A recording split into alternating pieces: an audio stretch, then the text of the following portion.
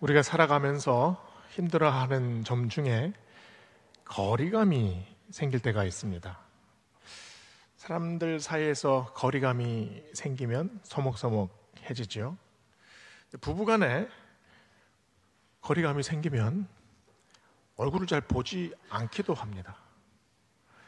옆방에 있는데도 그 거리가 옆방이 아니라 지구 반대편에 있는 것 같이 느껴질 때가 있어요.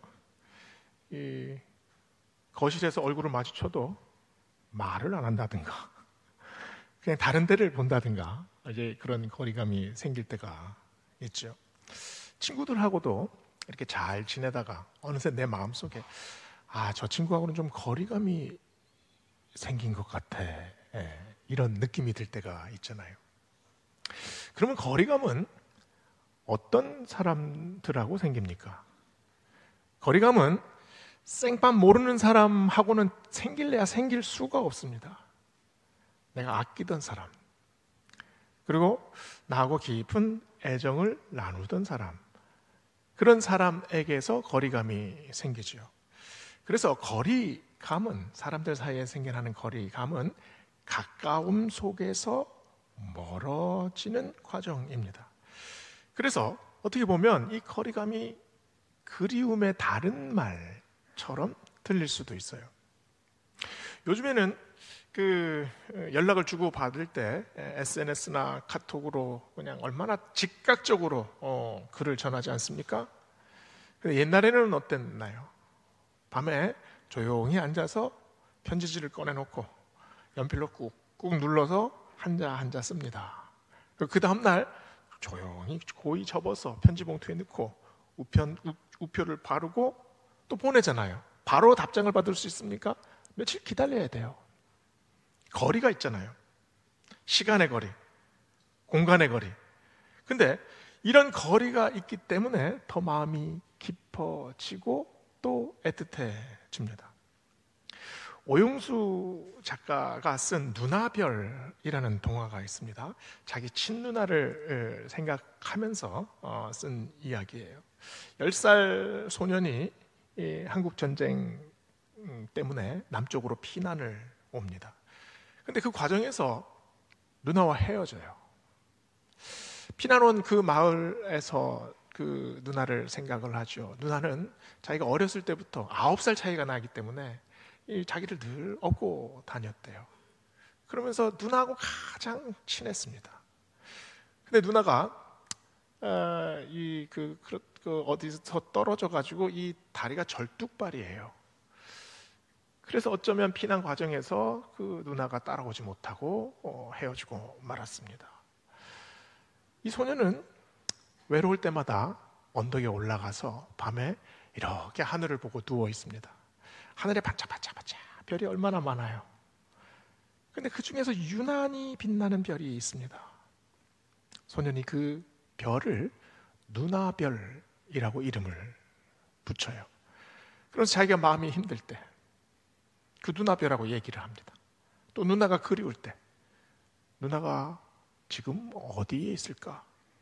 춥지는 않을까? 또 혼자 눈물 흘리지는 않을까?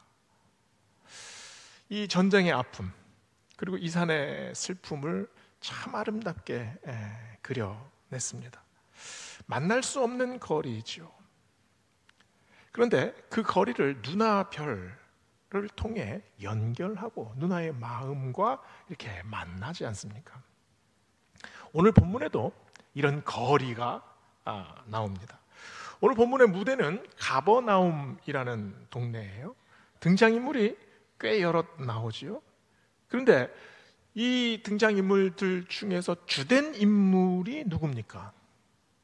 로마의 백부장과 그리고 예수님입니다. 오늘 본문을 보면 조금 재미있는 느낌이 들어요. 1절을 보면은요, 예수님이 가버나움으로 들어가시니라 라는 말로 시작을 합니다. 6절에는 예수님이 함께 가실새 그 집이 멀지 않았다라고 말하죠. 10절에 가보면 보내었던 사람이 그 집으로 돌아가매 종이 이미 나아 있더라 라고 말을 합니다. 예수님이 백부장을 만났습니까? 오늘 본문은 예수님은 백부장을 전혀 만나지 않았습니다. 작은 동네에서 생겨난 일입니다. 그러나 예수님께서는 백부장의 집에 들어가지 않으셨어요. 백부장을 얼굴을 보지도 않으셨고 손을 잡지도 않으셨습니다. 분명한 거리가 있지요.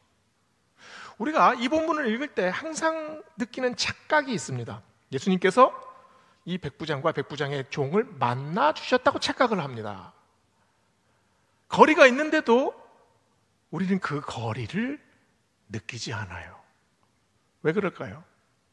그 거리 사이에 오늘 본문이 말하는 수많은 이야기와 사건들이 녹아 있기 때문입니다. 친밀함, 또 교감, 그리고 존경, 경외, 그리고 칭찬, 기도, 응답, 기적, 이런 것들이 지금 이 거리 사이에서 이렇게 일어나고 있어요. 바람은 보이지 않습니다. 그러나 보이지 않는 바람이 나뭇잎을 흔들지요. 햇살은 보이지 않습니다.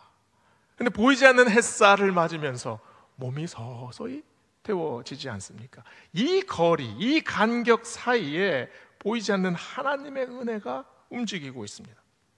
백부장은 참 선한 사람입니다. 마음이 따뜻한 사람이죠. 당시 이 로마 그리스 시대에 그 노예는 인간적인 대우를 받지 못했습니다. 아리스토텔레스조차도 노예는 말하는 짐승이다 라고 얘기를 했어요. 그러니까 아예 인권이고 뭐고 없습니다. 주인들은 노예를 마음대로 사고 팔 수 있었죠. 말을 듣지 않으면 눈을 빼버립니다. 손목을 자릅니다.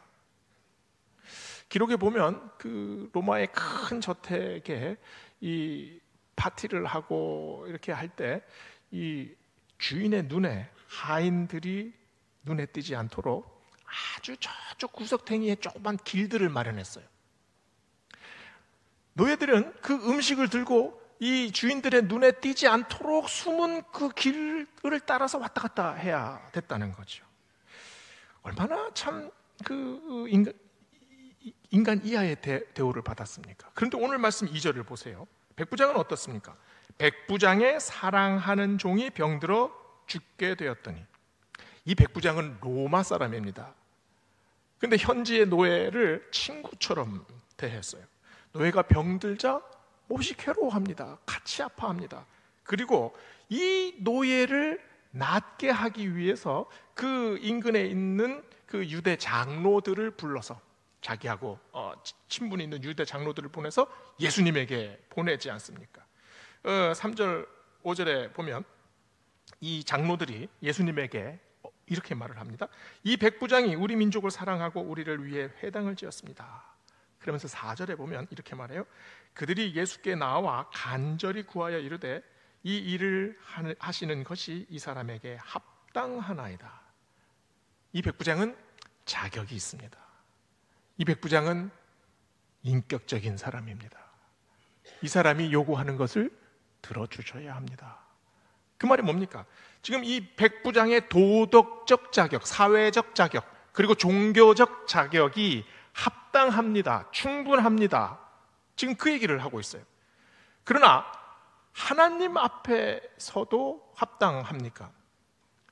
선한 일을 많이 하고 노예를 친구처럼 대하고 그의 아픔을 가슴 깊이 담아두는 이 사람은 종교적 연륜도 있습니다.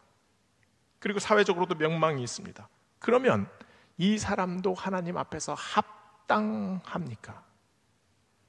세상에 어떤 사람도 하나님 앞에 자기를 합당하다고 드러낼 수 있는 사람은 아무도 없습니다. 시편 24편 3절에서 말하죠. 여호와의 산에 오를 자 누구인가? 그의 거룩한 곳에 설 자 누구인가? 하나님 앞에서 합당한 사람은 아무도 없다는 말입니다. 하나님 앞에서 자기 자격을 주장할 수 있는 사람은 아무도 없다는 말입니다. 오로지 하나님께서 인정하셔야 됩니다. 그런데 유대 장로들은 알지 못합니다. 지금 자기가 이야기하고 있는 이분이, 이 예수님이 어떤 분이신지, 하나님의 아들이신 예수님이, 그 존엄이, 그 거룩함이 어떤 분이신지 아마 상상도 지금 하지 못하고 있습니다. 그래서 이 사람들은 지금 예수님과 대화하고 있으면서도 관심은 온통 로마의 백부장에게 쏠려 있지요. 눈앞에 현실만 보입니다. 백부장과 유대인들의 관계는 굉장히 좋아 보입니다. 그러나 인간 사이의 관계는 어쩔 수 없는 거리가 존재합니다. 이들 사이에는 서로의 사회적인 입장이 있습니다. 그리고 자신들의 역할, 권위, 책임, 이게 다 다르잖아요. 만약에 이 가버나움에서 반란이 일어났다고 생각해 봅시다. 어떻게 될까요? 그렇게 관계가 좋았던 유대 장로들과 이 백부장이 여전히 좋을 수 있습니까? 로마 백부장은 반란을 진압해야 합니다. 무자비하게 진압해야 합니다. 순식간에 적대적인 관계로 돌변할 겁니다. 이게 사람들 사이에 이 관계의 모순 아닙니까? 쇼펜하우어는 그 고슴도치의 딜레마라는 이야기를 했습니다. 아주 추운 겨울날 이 고슴도치들이 얼어 죽을 것 같아가지고 서로 모입니다. 서로 껴안고, 그래서 서로의 체온으로 이제 추위를 이기려고 해요. 그런데 가까이 붙을수록 가시에 찔립니다.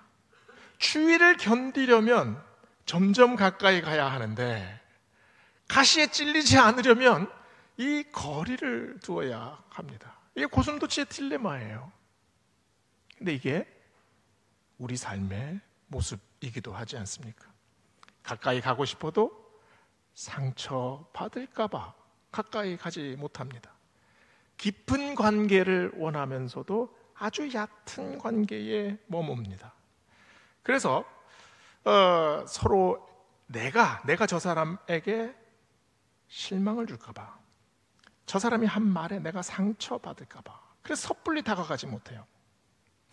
이 관계를 그래서 우리는 이 기대가 있고 또 갈등이 생기기 때문에 이 기대와 갈등이 생기는 걸 그냥 아예 그냥 잊어버리고 서로 무해한 관계로 남기를 원합니다. 무해한 관계. 무해한 관계는 서로가 해를 끼치지 않는 관계죠. 그렇게 되려면 사무적인 관계로 남아야 합니다. 밍숭밍숭한 관계로 남을 수밖에 없어요. 가까이, 그러나 적당히, 따뜻하게, 그러나 끈적거리지 않게. 이게 어쩌면 우리의 처세술처럼 보이기도 합니다. 그러나 우리와 하나님과의 관계는 완전히 다릅니다. 인간적인 계산이 전혀 통하지 않아요. 나를 감추고 적당한 선을 긋고 그리고 상처받지 않는 거리를 만드는 것, 그것 자체가 불가능합니다. 왜냐하면 그 관계는 내가 만드는 것이 아니라 하나님께서 주도적으로 만들기 때문입니다. 내가 하나님을 원한다고 하나님께서 나에게 바로 즉각적으로 오십니까? 하나님께서 우리에게 오셔야 합니다. 그 주도권은 오로지 하나님께서 잡고 계세요. 오늘 본문 6절이 이 점을 잘 보여줍니다. 백부장은 친구들을 보내서 예수님께 말을 전해요. 주여, 수고하지 마옵소서. 내 집에 들어오심을 나는 감당하지 못하겠나이다. 감당하지 못하겠나이다. 나는 자격이 없다는 걸 지금 말하고 있잖아요.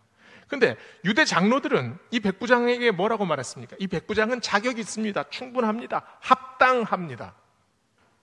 그러나 백부장은 예수님 앞에서 내가 자격이 없음을 고백합니다.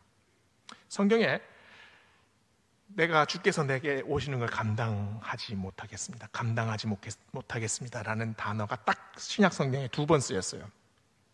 다른 본문에서 요한복음 1장 27절에 나옵니다.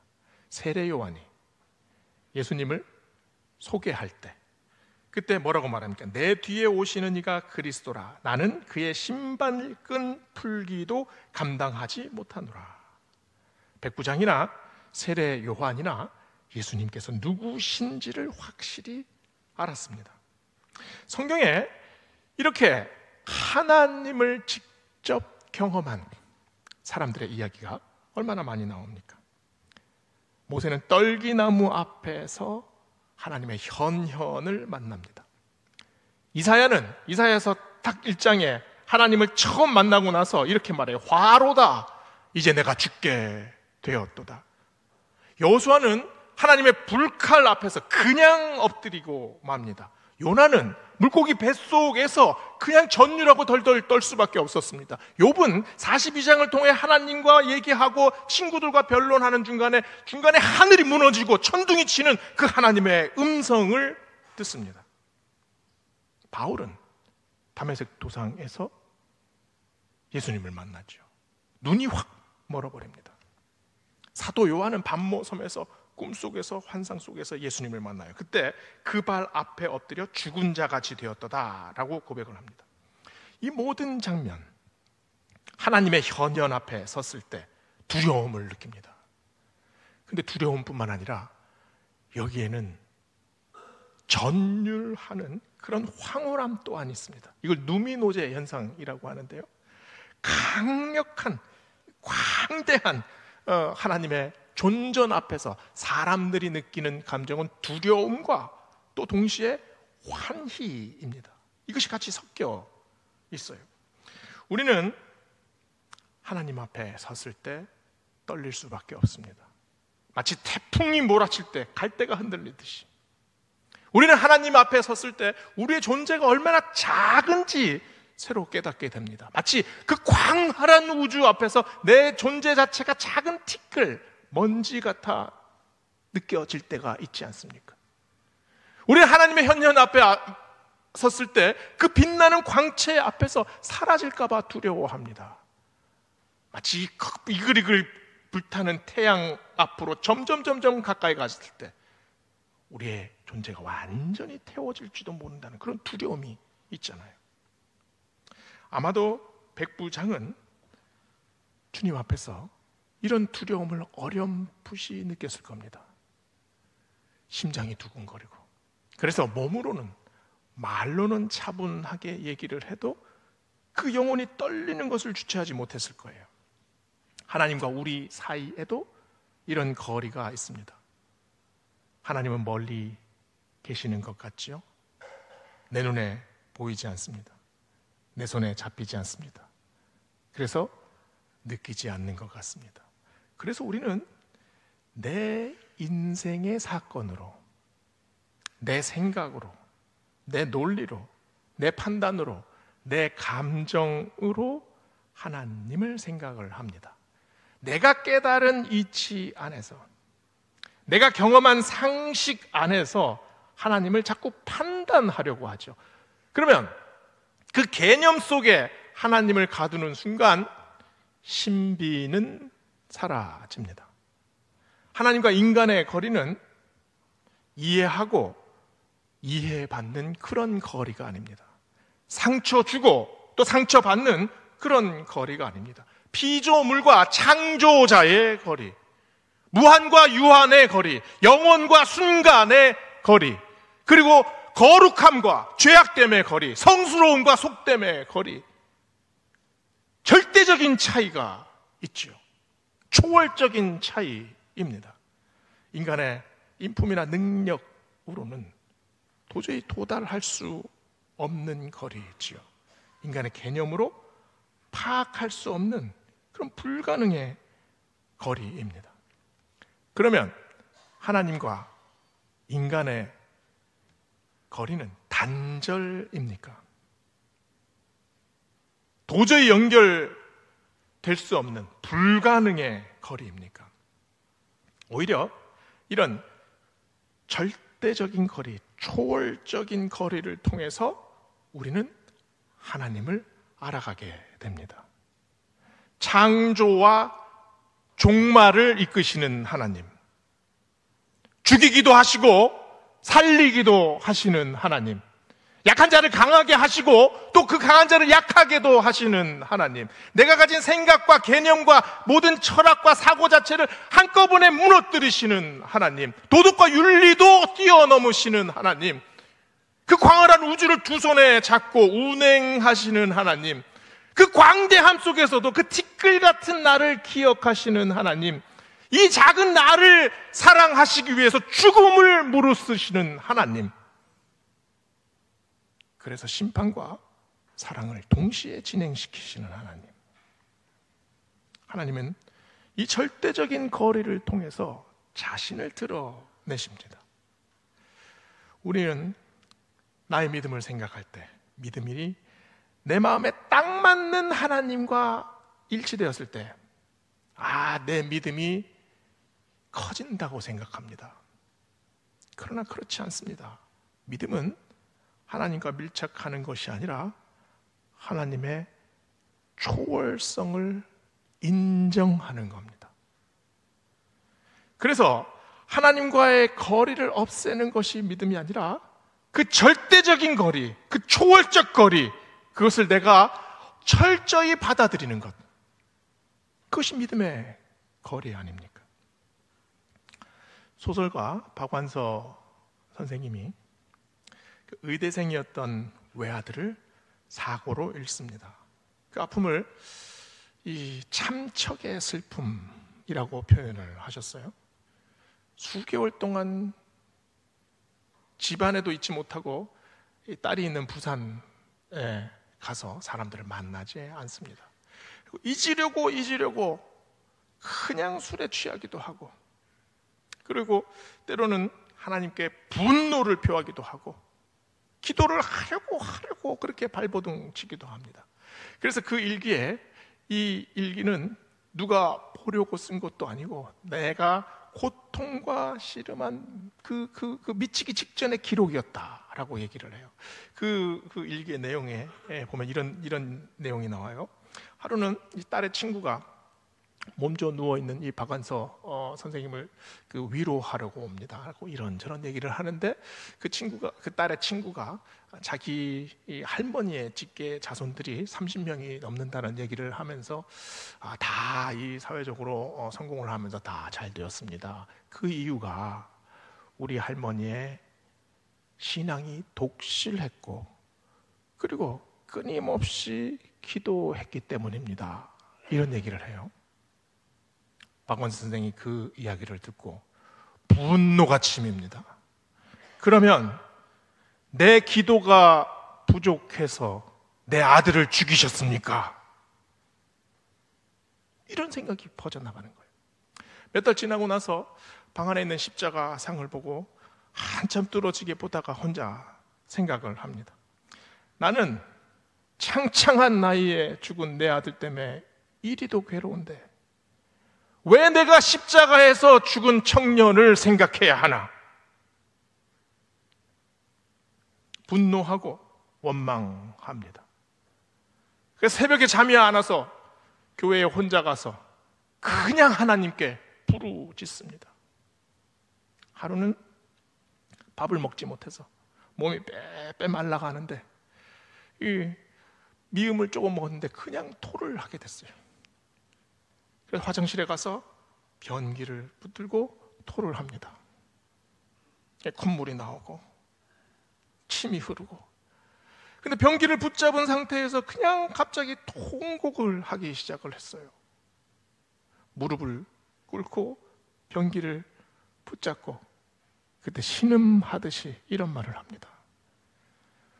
주여, 한 말씀만 하소서. 그러면 제 영혼이 낫겠나이다. 한 말씀만 하소서. 그 한 말씀이 뭡니까?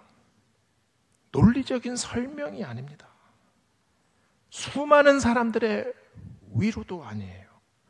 그런 것으로는 이 텅 빈 영혼, 죽음에 가까이 간 그 영혼을 살려낼 수가 없습니다. 인간의 언어와 인간의 논리와 인간의 생각과 인간의 감정을 훨씬 초월한 하나님의 임재, 하나님께서 건드시는 바로 그 성스러운 손길, 부르짖음에 응답하시는 하나님, 신비한 말씀, 생명의 말씀, 그 생명의 말씀이 그 사람의 영혼을 만져줘야 합니다. 그래서 이해할 수 없는 회복이 일어나야 합니다. 그래서 이 현상을 설명할 수가 없습니다. 표현할 수도 없습니다. 백부장은 오늘 말씀 7절에서 이렇게 고백합니다. 내가 주께 나아가기도 감당하지 못할 줄을 알았나이다. 말씀만 하사 내 하인을 낫게 하소서. 백부장은 아직도 예수님을 만나지 못했습니다. 예수님은 아직도 멀리 계십니다. 그러나 신뢰합니다. 아무리 멀어도, 아무리 얼굴을 마주하지 못해도, 내가 설명하지 못해도, 내가 이해하지 못해도 주님이면 하십니다. 말씀만 하소서 내 하인이 낫겠나이다. 한 말씀만 하소서 내 영혼이 낫겠나이다. 한 말씀만 하소서 내가 살겠나이다. 내가 다시 일어서겠나이다. 이 고백 아닙니까? 이 초월의 거리가 믿음을 더 확실하게 다져갑니다. 이게 뭡니까? 이게 기도잖아요. 성경에 나오는 수많은 인물 중에 가장 현대적인 인물이 있다면 바로 오늘 말씀에 나오는 이 백부장입니다. 왜냐하면 백부장도 우리와 마찬가지로 예수님을 눈으로, 우리의 육신으로 직접 만나보지 못했기 때문입니다.